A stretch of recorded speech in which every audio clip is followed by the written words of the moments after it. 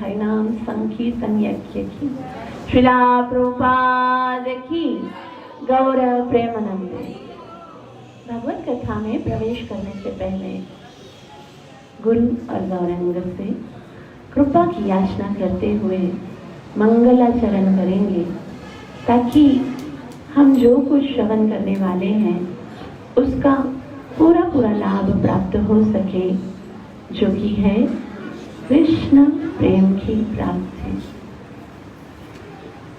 ओम नमो भगवते वासुदेवाय।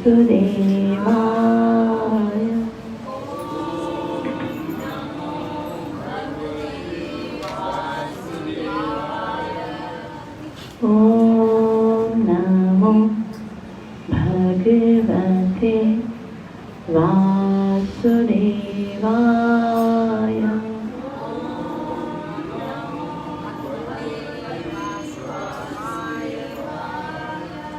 ओम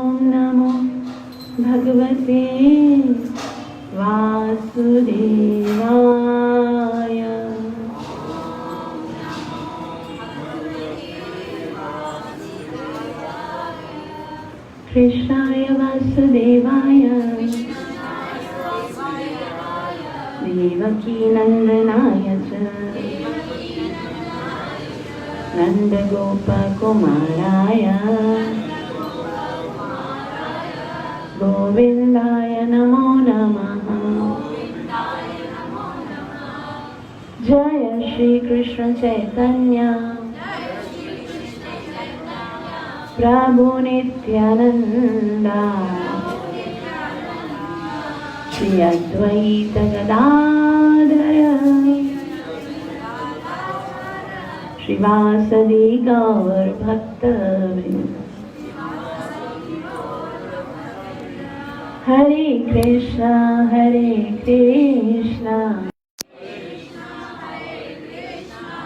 कृष्ण कृष्ण हरे हरे हरे राम राम राम हरे हरे। ग्रंथराज श्रीमद्भागवतम महापुराण की, श्रील प्रभुपाद की। अत्यंत ही सुंदर भगवान की बाल लीलाओं को हम यहाँ श्रवण कर रहे हैं। इससे पहले हमने कौन सी लीला को पढ़ा था? हाँ, और उससे पहले ब्रह्मा जी की लीला पढ़ा, जिस तरह भगवान की ब्रह्मा जी ने स्तुति की थी और ब्रह्मा जी सारे, और उससे पहले अगासुर वाली लीला को पढ़ा था। तो आज श्रीमद् भागवतम 10वां स्कंद और अध्याय 16, जिसमें हम भगवान की अत्यंत ही सुंदर मनोहर कालिया दमन लीला को पढ़ेंगे। ये अत्यंत ही सुंदर लीला है। भगवान जो है बहुत ही करुणामयी है। इस लीला में भगवान की सबसे जो अधिक जो योग्यता, भगवान के जो गुण हैं, उसमें एक गुण है भगवान का, वो है करुणा। करुणा का मतलब ये है, देखो अगर कोई योग्य है उसके ऊपर कृपा की जाए तो कृपा की क्या, जैसे अगर आप मार्केट में जाते हो, आपके पास 50 रुपए हैं और 50 रुपए की चीज लेके आते हो, कुछ भी कोई वस्तु लेते हो, तो उसमें उस जो बेचने वाला है उसकी करुणा तो नहीं हुई ना। आपके अंदर योग्यता थी, आपके अंदर उसकी पेमेंट थी, आपने चीज खरीद ली, तो उसमें उसकी कोई करुणा। लेकिन मजा तो तब है जब हमारे अंदर वो योग्यता ना हो, उसके बाद भी वो वस्तु मिले। तो कालिया जो था वो बहुत अपराधी था। उसने बहुत अपराध किए थे, इतने अपराध किए थे कि वो माफी के भी योग्य नहीं था।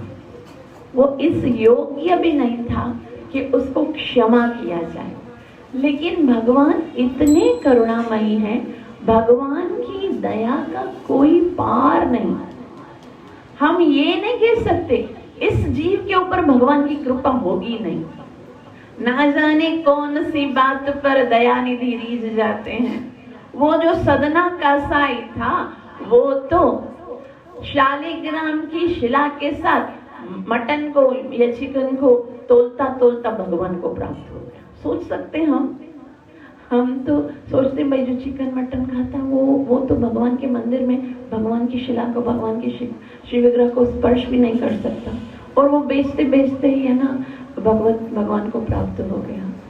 वो मेरे घारी जो पंछियों को मारता मारता उल्टा राम राम बोल के ही भगवान को प्राप्त हो गया। तो ना जाने कौन सी बात कब भगवान को पसंद आ जाए। वो दया के सागर है, कब किस पर दया कर दें किसी को इसका कोई अंदाजा नहीं है। तो इस कालिया दमन लीला में भगवान जो है वो कालिया के ऊपर नृत्य, भगवान के चरण को स्पर्श करने के लिए बड़े बड़े देवी देवता भी तरसते हैं। देवी देवताओं को भी भगवान के चरण को स्पर्श करने का अवसर नहीं मिलता। जब देवता त्रस्त हो जाते हैं, भगवान की शरणागति जाते हैं, स्तुति करते हैं, तो भगवान के दर्शन नहीं होते। भगवान जिस चौकी पर पैर रखते हैं ना, भगवान के चरण का भी दर्शन नहीं होता। बस उस चौकी के ऊपर भगवान के पैर के जो नख है ना, बस नख चंद्रमा का दर्शन होता है, भगवान के चरण कमलों का दर्शन नहीं होता। और ये कालिया, उसके कितने फन थे जानते थे? उसके 1000 फन थे, और 1000 फन में से जो 108 मुख्य फन थे, उसके ऊपर भगवान ने अपने चरण को स्पर्श करके उससे नृत्य किया। क्या सौभाग्य है वो चरण जिनको स्पर्श करने के लिए शिव जी वो योगी का वेश धारण करके मैया की मिन्नतें करते हैं।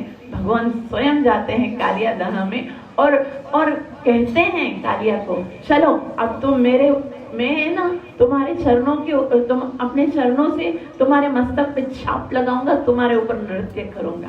और शिव जी भी इस नृत्य को देखकर, शिव जी को नट नागर बोलते हैं, और वो भी देख के हैरान होते हैं। बोलते हैं मैं जब नृत्य करता हूँ तो तांडव करता हूँ और प्रलय हो जाती है, लेकिन उस समय धरती पर नृत्य होता है या कहीं पर भी होता है। ये स्नेक जो होता है ना, सांप, उसका जो ऊपर का हिस्सा होता है इतना स्लीपरी होता है, सिल्की चिकना होता है, और भगवान कैसे 108 फणों के ऊपर नृत्य कर रहे हैं वो तो अभी हम देखेंगे भगवान किस तरह से कर रहे हैं।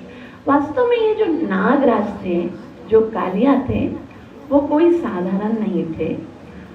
उनकी माता का नाम था कद्रू, और वो दक्ष प्रजापति जो थे, दक्ष प्रजापति उनके नाना थे। तो भगवान बस इतना बताना चाहते थे कि देखो कालिया, तुम जहां पर आए हो ना, वो तुम्हारे रहने की जगह नहीं है। हर किसी को अपने अपने स्थान पर रहना चाहिए, तभी वो अच्छा लगता है। जैसे अब वृंदावन तो भगवान का घर है, अब भगवान के घर में वही भगवान का, जैसे ये यमुना जो है ना, वो समझो जैसे किसी का महल होता है या घर होता है, उसमें कैसे स्विमिंग पूल भी बनाते हैं, तो ये भगवान का स्विमिंग पूल है। और इसके अंदर इतना बड़ा नाग, इतना ही होना चाहिए ना। चलो जैसे अगर शहर होते हैं या ग्राम होते हैं, उनमें छोटे छोटे सांप तो घूमते हैं कभी तो वो देखते हैं, लेकिन ये 1000 फनों वाला सांप, वो भी भगवान के घर में, वो भला भगवान कैसे रहने देते। और जैसे अब हमारे घर होते हैं, हमारे घरों में क्या कभी कभी छोटी छोटी छिपकली दिखती है ना, तो छिपकली अगर किसी घर में हो तो कोई बड़ी बात नहीं है, लेकिन क्या किसी डायनासोर को आप अपने घर में रहना दोगे? क्यों? वो बहुत विशाल होता है, दिखने में तो छिपकली जैसा लगता है, लेकिन वो बहुत विशाल होता है। उसके रहने की जगह हमारा घर नहीं है, वो तो कहीं और जहाँ पर डायनासोर रहते हैं वहां। तो भगवान भी उनको ये बताने आए थे कि देखो बेटा, ये तुम्हारा रहने का स्थान नहीं है। और वो इतना विषैला था, इतना विषैला था कि अगर जहां से दूर दूर तक खाली 8 माइल तक तो खाली उसकी ये जो सुगंध जाती थी ना, उस सुगंध से ही प्राणी मर जाते थे, इतना विषैला था। तो ये कहाँ पर, जो यमुना नदी है उसी के साथ में एक छोटा सा कालिया दह, यमुना नदी को दूषित नहीं किया था, लेकिन कालिया दह में कालिया ने आकर अपना डेरा जमा लिया था। और डेरा भी वो अकेले नहीं रहता था, उसकी बहुत सारी पत्नियां थी, नाग पत्नियां थी, और उनके बहुत सारे छोटे छोटे सपोलो, जितने भी ये एरिया था ना उसके अंदर। जैसे ये कालिया दह 8 माइल का था, और 8 माइल का चौड़ा था और बहुत गहरा था, और उसके कॉर्नर में सब जगहों पे बिल बने हुए थे, और वो सब कालिया के छोटे छोटे सपोले उसके अंदर। मतलब कोई इस एरिया में जा गया तो मतलब मरा, सबके अंदर से विष निकलता था। और ये पूरे जगह, पूरे परिवार, और ऐसा नहीं है कि बस वो नाग था पानी में घूमता रहता था, उसके पास इतनी बड़ी ट्रिक थी कि पानी के अंदर ही उसने अपने लिए बहुत ही सुंदर घर बना रखा था और वहां पर डेरा जमा के रखा था। तो भगवान जो है वो एक कदम के वृक्ष के ऊपर, आज भी अगर आप जाओगे ना केशी घाट पे वृंदावन में, वो कदम का वृक्ष अभी भी है, जिससे भगवान ने, जिसके ऊपर चढ़कर वो कालिया दह में डाइव मारा था, भगवान ने जोर से कूदे थे भगवान। वो वृक्ष हुआ क्या था कि जब कालिया फुंकारता था उसमें से इतना विष निकलता था कि आजू बाजू के जितने भी वृक्ष थे, जड़ी बूटियां, वनस्पतियां, वो सब जल जाती थी। उनके विष का इतना प्रभाव था। लेकिन ये जो कदम्ब का वृक्ष था ना, ये जला नहीं, ये सूखा नहीं। इसका कारण क्या है जानते हो? एक बार गरुड़ जी वहां से गुजर रहे थे। अब गरुड़ जी तो भगवान के पार्षद हैं। गरुड़ जी ने देखा कदम्ब का वृक्ष, और गरुड़ जी को पता चला यहाँ पर भगवान को लीला करनी आगे चलकर द्वापर युग में। तो गरुड़ जी के पास अमृत था, तो अमृत का कुछ हिस्सा, जो अमृत की कुछ बूंदें जो है, वो उस वृक्ष पे गिरा दी थी, जिसके कारण वो वृक्ष के अतिरिक्त आजू बाजू के सारे वृक्ष सूख कर गिर गए थे। और फिर कुछ आचार्य ये बोलते हैं कि ये भी वृक्ष सूख गया था, गिरने वाला था, लेकिन भगवान का स्पर्श हो गया। तो वो भगवान जिसके केवल नाम से भी मृत्यु भयभीत हो जाती है, तो फिर उनके स्पर्श होने के कारण वो कदम का जो वृक्ष था वो सुरक्षित रह गया। तो वैसे तो भगवान सदैव जाते हैं बलराम जी के साथ, और बलराम जी जो है वो, उनको मैया ने बोला हुआ था, यशोदा मैया कहती देखो ये कान्हा जो है ना वो बहुत नटखट है, वो कभी हरकत करता है, कभी क्या कर देगा, कभी, क्योंकि वो है ना केयरलेस है, अपना केयर नहीं करता है, वो कहीं पर भी हाथ डाल देता है, असुर आते हैं, कभी कुछ हो सकता है, वन में जाते हैं। तो देखो दाऊ, तुम ना सदैव कृष्ण के साथ रहा करो। और कृष्ण को जब दाऊ जी साथ में होते थे तो कृष्ण जी कोई हरकत नहीं कर पाते थे, लेकिन कुछ कभी कभी ऐसा होता था कि दाऊ जी, जैसे हमने अगासुर वाली लीला में पढ़ा था कि दाऊ जी साथ में नहीं थे, इसीलिए ब्रह्मा जी का पता ही नहीं था उनको कि बच्चे चेंज हो गए। उसी तरह आज भी बलराम जी साथ में नहीं आए, और बलराम जी साथ में नहीं आए हैं तो कृष्ण जो है, बड़े भाई साथ में होते ना तो थोड़ा कृष्ण फिर भी सही करते हैं। एक तो टेढ़े तो वैसे ही हैं, तो उनको ना मस्ती तो सूझती है हर वक्त, कुछ ना कुछ करना चाहिए, मतलब हर वक्त कुछ ना कुछ करने का कुछ अलग होना चाहिए। कुछ ऐसा ही सिंपली जाओ, गैया चढ़ा के आ जाओ, ऐसा बनता ही नहीं। आचार्यगण क्या बोलते हैं कि कृष्ण जब वन में जाते हैं ना, एक असुर को लंच टाइम से पहले मारते हैं, फिर लंच टाइम होता है, और दूसरे असुर को लंच टाइम के बाद मारते हैं। फिर तब तक उनका खाना हजम नहीं होता, जब तक वो कुछ ना कर्तव्य नहीं करते, हरकत तो उनको करनी है। तो आज जब बाल बाल सखाओं और बच्चों के साथ जाते हैं कृष्ण, और फिर कृष्ण देखते हैं।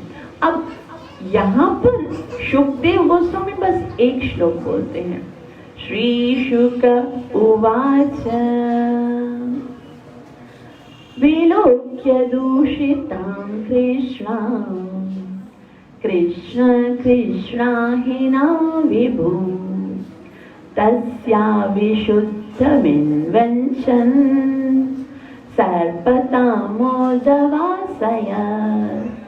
एक श्लोक में पूरी लीला बता दी। क्या बताते? श्री शुक उवाच, अर्थात सुखदेव गोस्वामी कहते हैं, विलोक दूषिताम कृष्ण, विलोक्य मना जब कृष्ण ने देखा, विलोक्य मना क्या देखा? दूषिताम, दूषिताम मतलब जो दूषित हो गई थी। क्या दूषित हो गई थी? कृष्णाम। अभी इस श्लोक में 3 दफा कृष्ण बताया गया। कृष्ण विलोक दूषिताम कृष्णाम, कृष्ण कृष्णा है ना विभु, तो हर एक कृष्ण का अलग मतलब है। पहली वाली जो कृष्णाम है, कृष्णा यमुना नदी को भी बोलते हैं, क्योंकि यमुना नदी का रंग भी कृष्ण है, इसलिए ऐसे कृष्णा यमुना नदी को कहते हैं। और जब कृष्ण भगवान ने देखा कि कृष्णा यानी यमुना नदी दूषित हो गई है, किसने देखा? कृष्ण ने। और किसके कारण दूषित हो गई है? कृष्ण ही नाम विभु, कृष्ण ही नाम मतलब काला नाग, कालिया नाग के द्वारा तो दूषित हो गई है कृष्णा। कृष्ण ने देखा कृष्ण कालिया नाग के द्वारा, यानी कृष्ण ही नाग के द्वारा। तो भगवान ने सोचा यमुना तो मेरी है, वास्तव में यमुना कृष्ण की पटरानी है। तो कृष्ण ने सोचा मेरी पटरानी को दूषित किया है, अब मेरी पटनारी है, यमुना मेरा घर है, मेरी संपत्ति है, तो मेरी संपत्ति के अंदर जब दूषितता कुछ आ जाए, प्रदूषण आ जाए, तो उसको साफ करने का कार्य भी किसका है? मेरा है। तो तस्या विशुद्धम अनिंच, तो उसको विशुद्ध करने की इच्छा की। यहाँ से आचार्य गण कहते हैं, जब कोई भक्त भगवान को समर्पण कर देता है, जब कोई व्यक्ति भगवान को कहता है कि तस्या हम गोविंद, हे गोविंद मैं आपका हूँ, तो भगवान उसे स्वीकार कर देते हैं।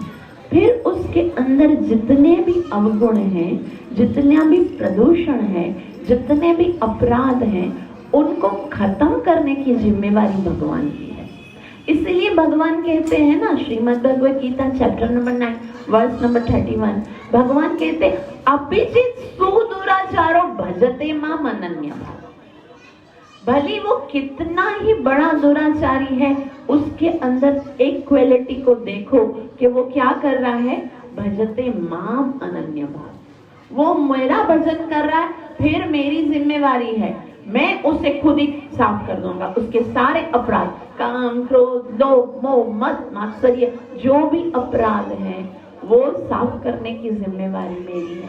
क्योंकि भगवान देखते हैं ये मेरा है ना। जैसे भगवान ने क्या देखा कि यमुना मेरी है, तो तस्या विशुद्ध मनविच्छ सर्प तमोदवासयन। तो भगवान ने सोचा, अब ये सर्प के कारण, सर्प क्या किसका प्रतीक है? सर्प द्वेष का प्रतीक है ना। वो द्वेष कर रहा था, वो सोचता था कि ये मेरा एरिया है, यहाँ पर और कोई नहीं आ सकता है, तो जो भी आता था उसको मार डालता था। ये द्वेष होता है। हमारे अंदर भी बहुत द्वेष होता है। हम कभी भी किसी को आगे बढ़ता हुआ नहीं देख सकते। हम समझते हैं बस हम ही आगे बढ़े, हमारा ही सम्मान होना चाहिए, हमारा ही नाम होना चाहिए। तो जब किसी के हृदय में ऐसी भावना आती है तो भगवान को बिल्कुल अच्छी नहीं लगती। फिर भगवान उस के अंदर से उस अपराध को, जैसे यमुना जी के अंदर से इस द्वेष रूपी नाग को भगाने का कार्य किया। तो शुकदेव गोस्वामी ने बस इतना ही बताया कि जब कृष्ण ने देखा कि यमुना नदी उस कालिया नाग के कारण दूषित हो गई है, तो इस कालिया नाग को भगाने के लिए कृष्ण ने उस यमुना नदी को स्वच्छ करने की इच्छा की और कालिया को भगा दिया।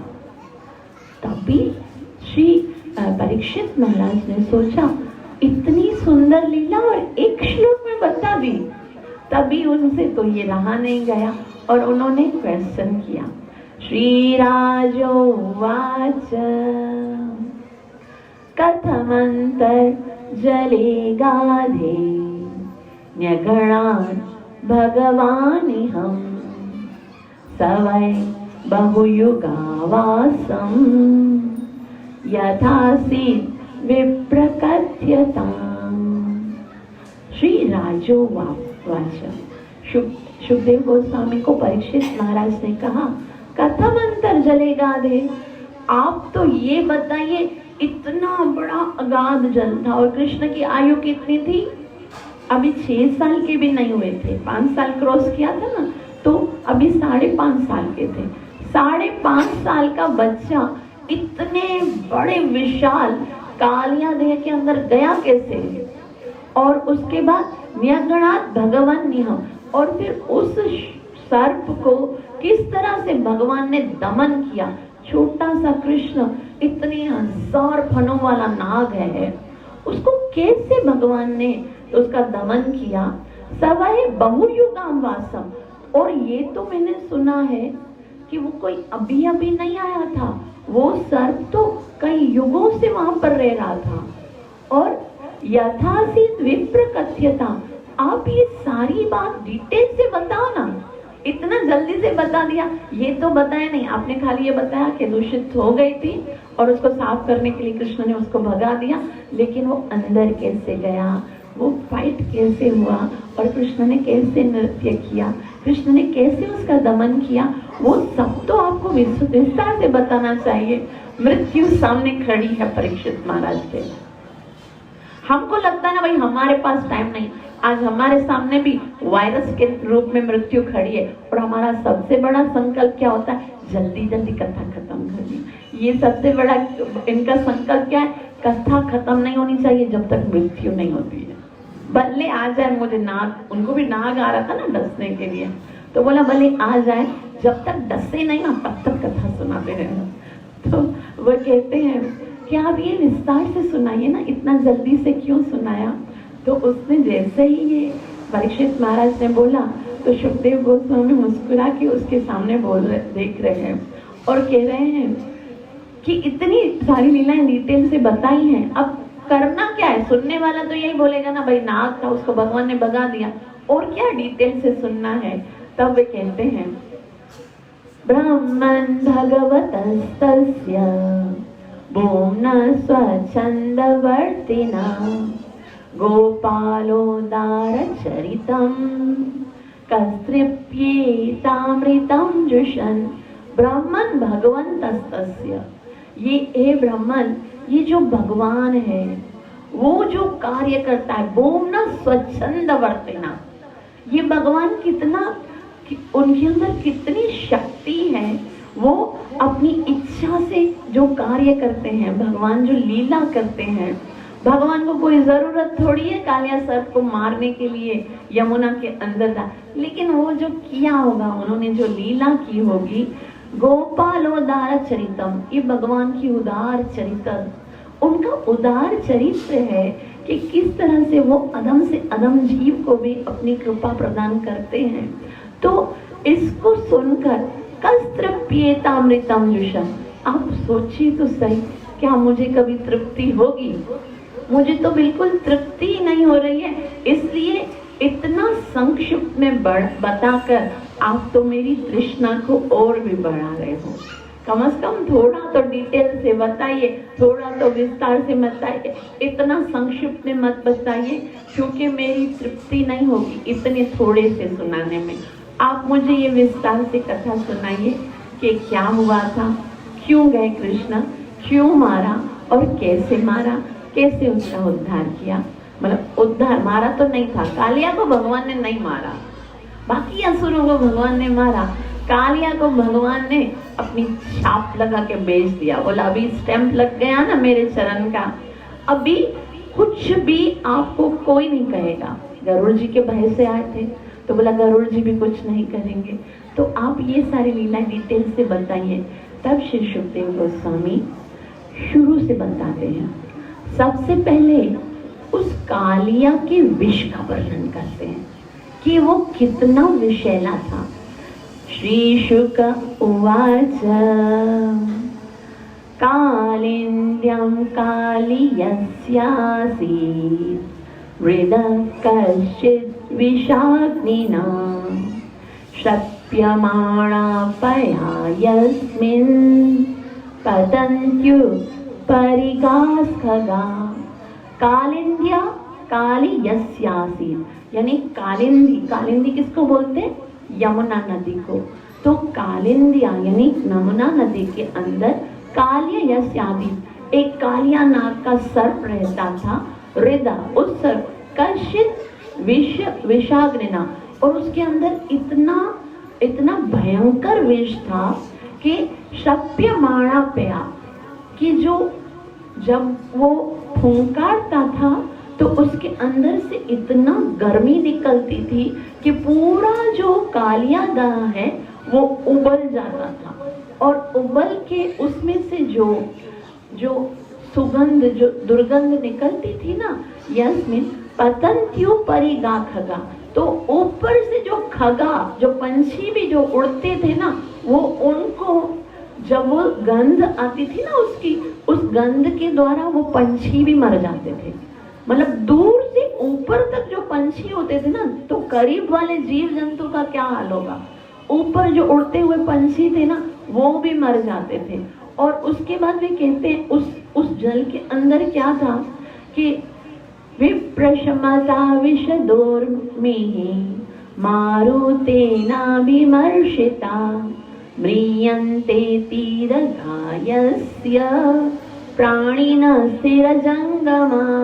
विप्रुष मतलब जल, फिर क्या होता था, जैसे जल की हवा जब आती थी ना, तो जल में से कुछ बूंदें निकलती थी और फिर जो बूंदें तट पर आती थी, तो हवा के जल से जो बूंदें तट पर आती थी उनसे, तो तट के बाद मतलब 8 माइल का तो वो जल था, और उसके बाद भी इतने माइल तक वो बूंदें जाती थी, और जहां जहां तक वो बूंद जाती थी वहां पर म्रियन्ते तीर्गा यस्य प्राणिना, वहां पर जितने जितने जीव होते थे सब मर जाते थे। तीर्गा तट पर यस्य प्राणिना, चाहे वो जीव हो, चाहे वो स्थिर हो, चाहे वो जंगम हो, चाहे वो मनुष्य होता या ग्वाल बाल होते, बछड़े होते या कुछ भी होते ना, सब मर जाते थे। तो इतना विषैला था कि उसके कारण बहुत सारे जीवों की मृत्यु हो गई थी। तो इतने जीवों की मृत्यु, अब भगवान कैसे ये चीज को स्वीकार करें?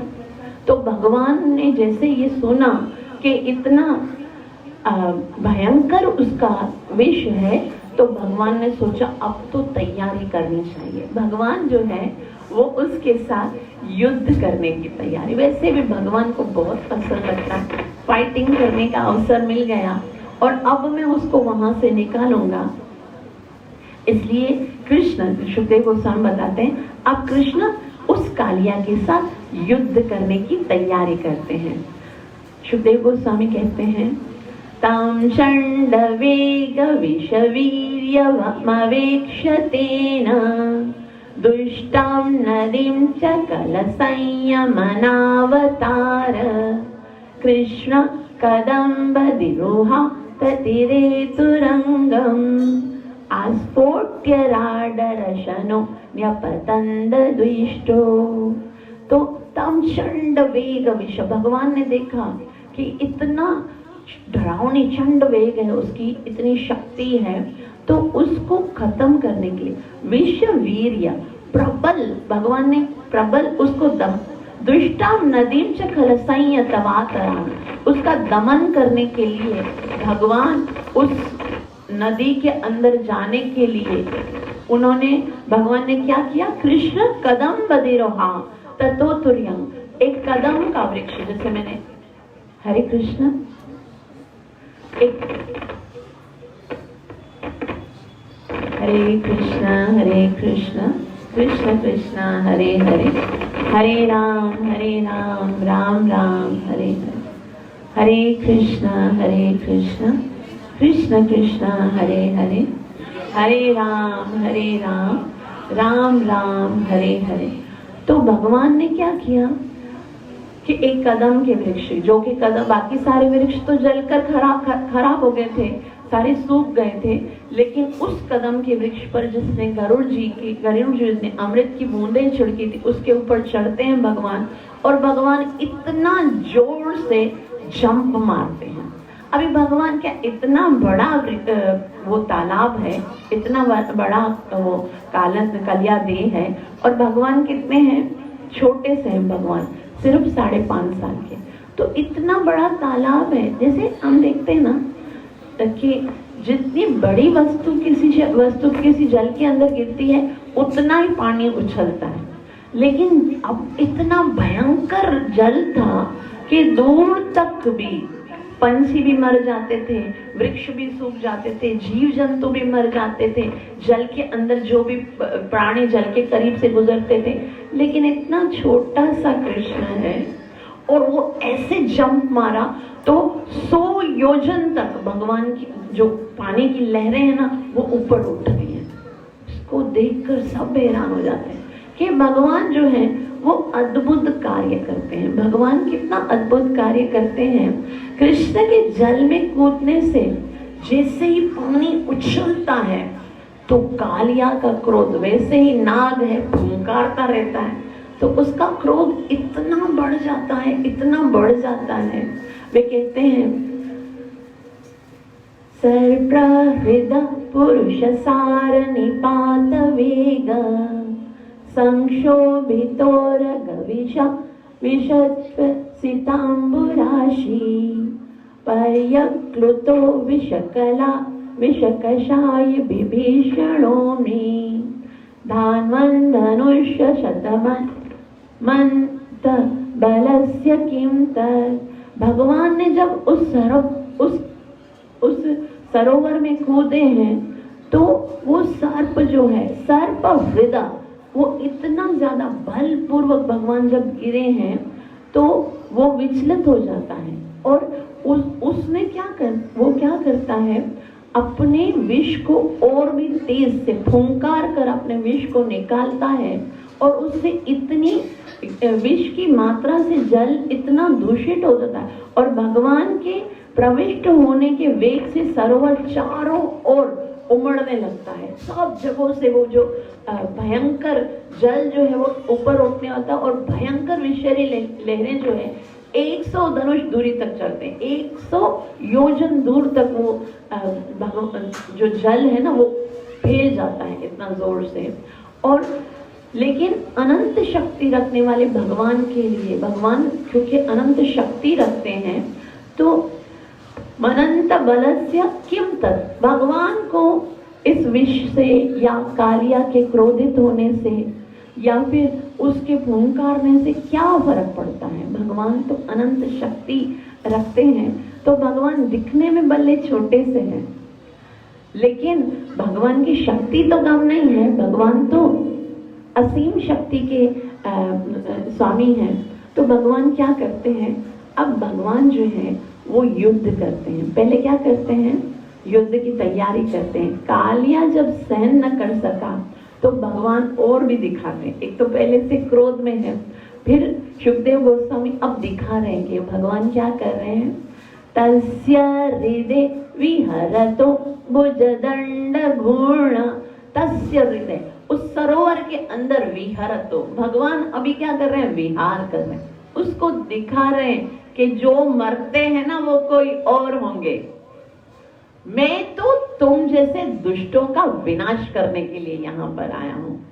और ये मत सोचना कि जिस तरह से तुम उन छोटे पंछी पक्षी और बच्चों को मार देते हो उसी तरह से तुम्हारा ये विष मुझ पर भी असर करेगा। तो भगवान क्या कहते हैं, भुज दंड गुण, अपनी भुजाओं को भगवान ऐसे घुमाते हैं और फिर उसके बाद वार्गोशमंग वरवारण विक्रमस्य, भगवान जो है वो जोर से घोषम, जैसे हाथी जो गजराज होता है वो कैसे छिंगारता है, तो भगवान भी विशाल हाथी की तरह छिंगारते हैं। और उसको सुनने के बाद आशुत्य तत्व सदनाभिभवम निरीक्ष्य, और जब उसको सुनते हैं अपने कि मेरे निवास में आकर मुझे ही ललकार रहा है ये अभिभव, तो बहुत ज्यादा दुखी होता है, बहुत ज्यादा क्रोधित और भी होता है। और ना केवल सुनता है बल्कि देखता है कि ये छोटा सा बच्चा है और मुझे ललकार रहा है, ये इसको शायद मेरे विष का अभी तक अंदाजा नहीं है। चक्षुषवा समसरत मिर्षा यमाणा, तो जब क्योंकि एक तो भगवान ने उसको बोला भी कि मैं तो मतलब भगवान पूछते हो तुम हो कौन। कालिया भगवान से जब पूछते हैं कि तुम कौन हो तो कृष्ण कहते हैं मैं कृष्ण। अच्छा कौन कृष्ण, बोला वो कृष्ण जो काल का भी काल है, वो कृष्ण जो तुम जैसे दुष्टों का विनाश करने के लिए इस धरती पर अवतीर्ण हुआ है। मुझे पहचाना सरप्राइज, मैं कृष्ण हूँ और तुम्हारा वध करने। जब भी कृष्ण की आवाज को सुनते हैं और कृष्ण इस तरह से ललकारते हैं उसको तो वो सहन नहीं कर पाते। लेकिन भगवान जो है, कृष्ण चाहे असुर के सामने आए या देवताओं के सामने आए या किसी के सामने आए, कृष्ण तो कृष्ण है ना। कृष्ण का क्या मतलब है जानते हो, कृष्ण का मतलब है वो आकर्षित करेगा।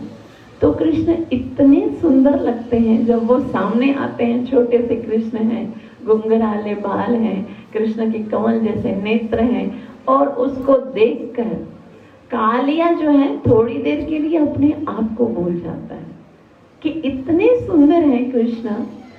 तो जब भी क्या होता है रामायण में जब भगवान जो है वहाँ पंचवटी में जाते हैं और खरदूषण से पहली बार खरदूषण के साथ भगवान समक्ष आते हैं, उस टाइम पर श्री राम इतने सुकोमल लगते हैं उनको, राक्षसों को। तो वो सोचते हैं राक्षस लोग कि इतने सुंदर हैं श्री राम, इनको मारते नहीं है। मतलब अभी तक भगवान की जो शक्ति है उसका तो उनको कोई अंदाजा नहीं था। तो बोलते हैं खरदूषण आपस में बात करते हैं, हम ऐसा करते हैं इसको अपने महल में लेके चलते हैं, इसको देखने से कितना अच्छा लगता है ना, आते जाते इसको, जैसे कोई डेकोरेशन का पीस नहीं होता है कि घर में कोई अच्छा मार्बल का मूर्ति निकाल के रख दिया या कोई, तो भगवान जो है ना वो इतने सुंदर लगते हैं, इतने सुंदर लगते हैं। तो सुखदेव गोस्वामी बता रहे हैं कि कालिया ने जब भगवान को देखा तो भगवान उनको कैसे लगे। तम प्रेक्षणीय सुकुमार घनावदातं श्रीवत्स्य पीतवसनं स्मितसुन्दरास्यं क्रीडन्तमः प्रतिभयं कमलोदराङ्घ्रि संदर्श्य मर्मसुरुषा भुजया चराज। तम प्रेक्षणीय सुकुमार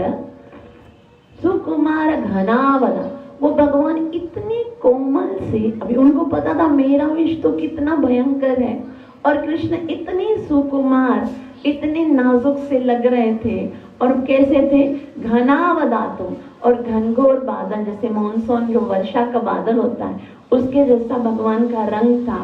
श्रीवत्स्य पीतवसनम, भगवान के यहाँ श्रीवत्स्य का चिन्ह था, और उन्होंने पीत वसन, उन्होंने येलो कलर का वस्त्र पहना हुआ था। स्मित समुदास्य, और भगवान के मुखमंडल पे छोटी सी मुस्कान थी, मतलब युद्ध करने की इच्छा ही नहीं हो रही थी भगवान को देखकर। एक तो इतने छोटे से सुकोमल थे, इतने सुंदर वस्त्र पहने हुए थे, और क्रीडंतमत्त भयम, मतलब उनको क्रीडंतम अप्रतिभयम, उनको कोई भय नहीं था। जैसे छोटा बच्चा होता है ना, उसको क्या पता सांप कैसा है, सांप का भय कैसा। भगवान, उसके पास तो जो भी जाता था भयभीत होता था, लेकिन भगवान को प्रतिभयम कमलोदरांग्री, भगवान के कमल नेत्र थे, चरण कमल इतने सुंदर, भगवान का पूरा शरीर इतना सुंदर। संदश्य मर्मसूरुषा, और फिर भी उसका दिल नहीं कर रहा था, लेकिन उसको इस बात से क्रोध था क्योंकि कृष्ण ने तो ललकारा था ना उसको।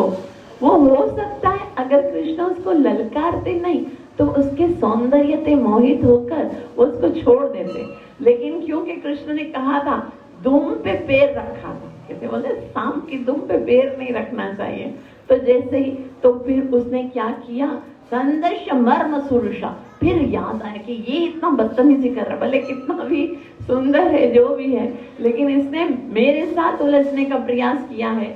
तो फिर वो वापस उसको याद करके कृष्ण को, पहले तो जैसे सांप जो है ना कुंडलनी मारता है, कृष्ण छोटे से, हम आप सोच सकते 1000 फन वाला सांप कितना बड़ा होगा, तो कृष्ण को पूरा कुंडलनी मारकर उसको अपने अंदर लपेट दिया, और कृष्ण के वक्षस्थल पर मर्मसु रुष्टा, उस संदस्य का मतलब है उसको ढसा है भगवान को वक्षस्थल पर। और जैसे ही अंदर कुंडलनी मारकर वो बैठ गया है, तो थोड़ी देर के लिए ऊपर आता है, तो जितने भी ग्वाल बाल वहां पर कृष्ण के साथ आए हैं, वो जब देखते हैं कि कृष्ण को तो उसने पूरा अपने अंदर लपेट लिया है, तो इतना भयभीत होते हैं और जोर जोर से चिल्लाने लगते हैं।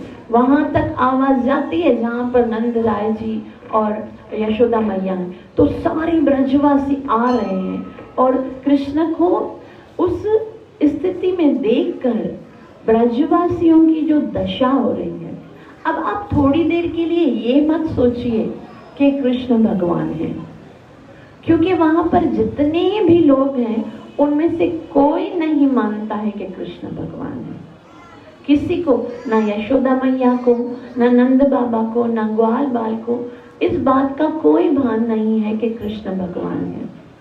बस इतना ही जानते हैं कि कृष्ण हमारा प्राण है, कृष्ण हमारी जान है। कृष्ण को कुछ हो गया तो हम जी नहीं सकेंगे। कृष्ण को यदि गर्म हवा भी लगती थी ना तो ब्रजवासियों की जान निकलने लगती थी।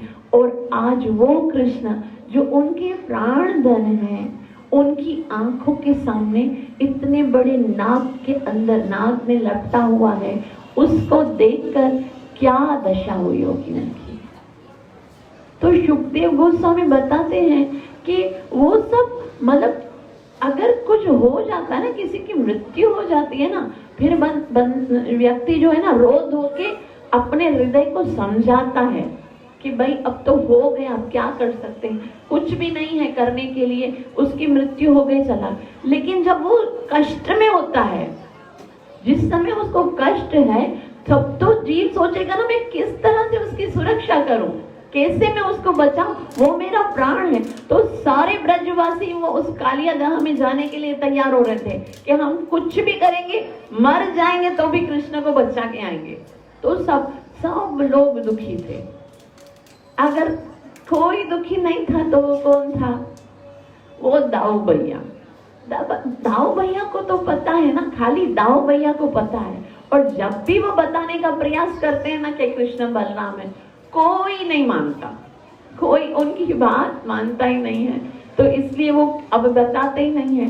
लेकिन वो जानते थे कि कन्नू को कुछ नहीं होगा, सबको समझाते हैं। लेकिन फिर भी वो तो सब इस बात को कौन माने कि कुछ नहीं होगा, इतना बड़ा सांप लपटा के बैठा हुआ है, तो भयभीत है ना सारे लोग। तो दाऊ जो है ना वो कृष्ण को देखकर मुस्कुरा रहे हैं। सब लोग बोल रहे हैं कि इतना मतलब भयंकर समय है, भले कृष्ण बाद में बच भी जाएगा, लेकिन प्रेजेंट जो स्थिति है वो तो कितनी भयावह है। उसको देखकर दाऊ भैया को हंसी क्यों आ रही है? तो दाऊ भैया को, क्योंकि वो कौन है? अनंत शेष है, तो उनको हंसी किसके लिए आ रही है? वो सोच रहे हैं कि मैं भी तो अनंत शेष हूँ, मेरे भी तो इतने सारे फल हैं, आप तो हमेशा मेरे ऊपर खाली सोते हो, बस मेरे साथ खेलते नहीं हो, मेरे साथ क्रीड़ा नहीं करते। ये कालिया, वाह, इसका तो क्या सौभाग्य है कि आप इसके साथ खेल रहे हो, तो ये तो मुझसे ज्यादा भाग्यशाली है। तो आगे ये ब्रजवासियों की दशा बताते हुए शुकदेव गोस्वामी कहते हैं, तम नाग भोग परिवीतम अदिष्ट चेष्टम आलोक्य तत्प्रिय सखा पशुपा वृषार्ता कृष्णेर्पितात्म सुहृद कलत्र कामा दुखानुशोक भयमूढ़ धियो निपेतु। तो जब ग्वाल बालों ने, जब उन सब सारे सदस्यों ने देखा और उन्होंने क्या किया था, कृष्ण पिता भगवान को सब कुछ अर्पित किया हुआ था। ये कौन थे? कृष्ण पिता आत्मा, अपनी आत्मा सुहृद, कृष्ण उनके सुहृद थे। अर्थ कलत्र कामा, अपना धन, अपने संबंधी, अपना अर्थ, अपना सब कुछ जिसने कृष्ण को सौंप दिया था। जब उन्होंने देखा कि कृष्ण कालिया की लपेट में आ गए हैं, दुखानुशोक भयमूढ़, तो वो दुख से भर गए, शोक से भर गए। और उसके उपरांत मूढ़ धियो निपेत, भूमि पर गिर गए। सब लोग बेहोश हो रहे हैं, सब लोग भूमि पर गिर रहे हैं कि अब वो देख नहीं सकते। वो सोचते हैं कि हम कृष्ण के बगैर कैसे जिएंगे। उनको लगता है कि कृष्ण जो है उनको जरूर कुछ ना कुछ हो ना जाए, इसके लिए वो बहुत ज्यादा दुखी हो रहे थे।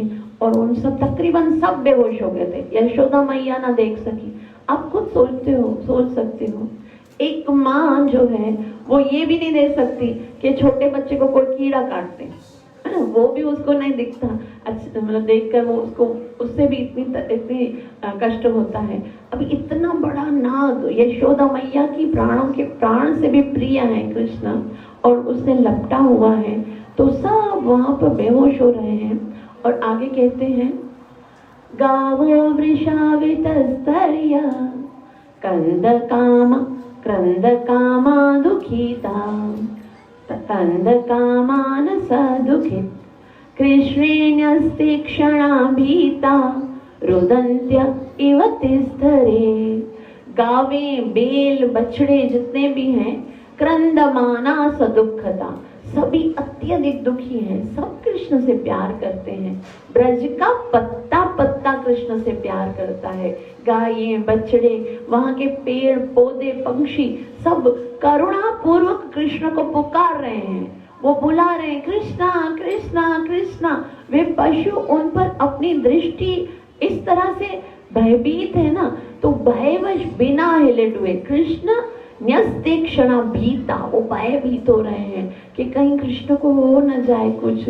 रोदन्त्य इव तिस्थरे, वो इतना रोते हैं कि और कुछ उनका पूरा शरीर जो है वो एक जगह से अक्षर की तरह वो हिल नहीं सक रहे हैं, बस कृष्ण को देख रहे हैं, रोए जा रहे हैं कि कृष्ण को कुछ हो न जाए।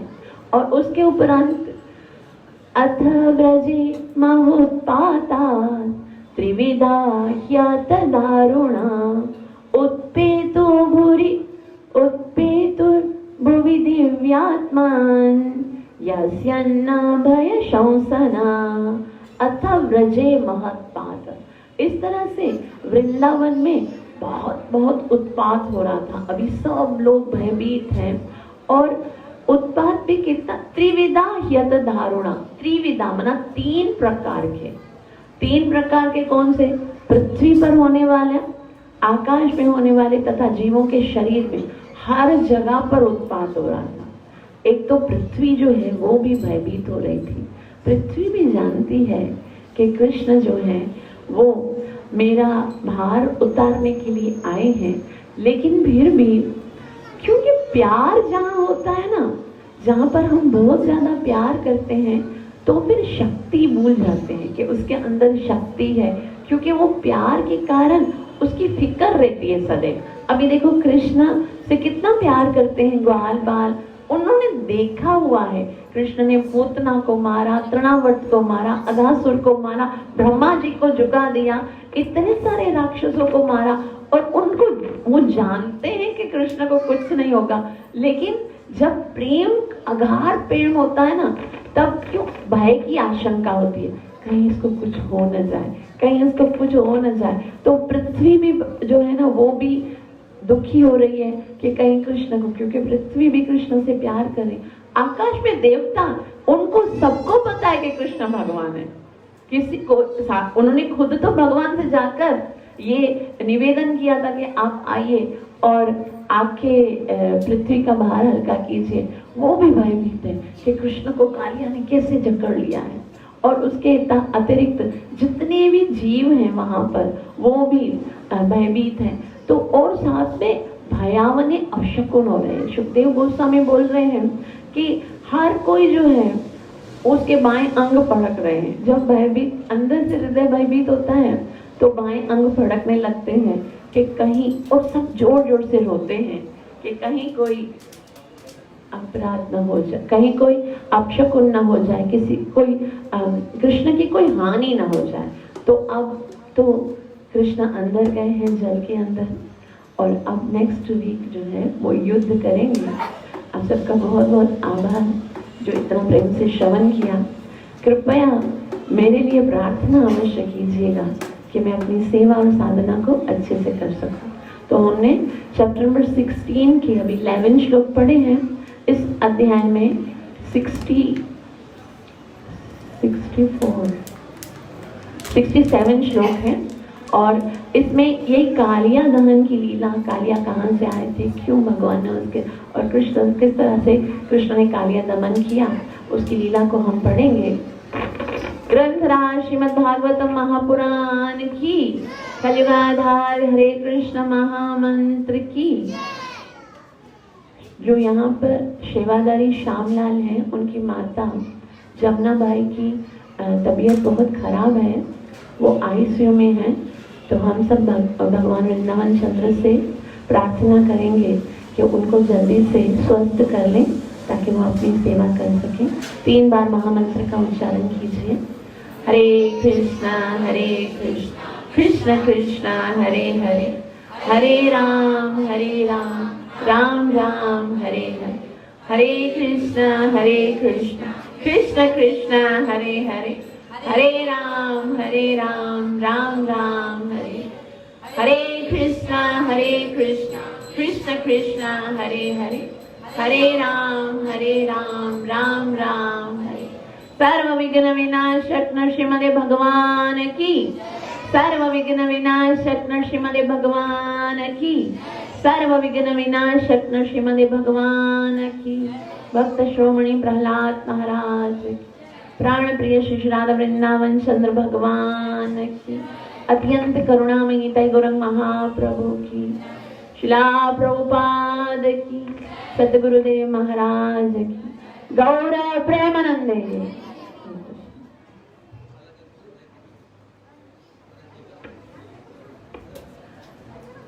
जैसा कि आप जानते हैं कि अभी सिचुएशन ऐसी हो गई है कि दोबारा से लॉकडाउन स्टार्ट हो रहा है, तो इसके कारण हमारे मंदिर में अब प्रोग्राम जो है कथा 8:30 बजे से 9:30 बजे तक होगी। बस 1 घंटे का प्रोग्राम होगा 8:30 बजे से लेकर 9:30 बजे तक। आप सबसे निवेदन है कि समय पे आइए ताकि हम कथा को श्रवण करके समय पर जा सकें।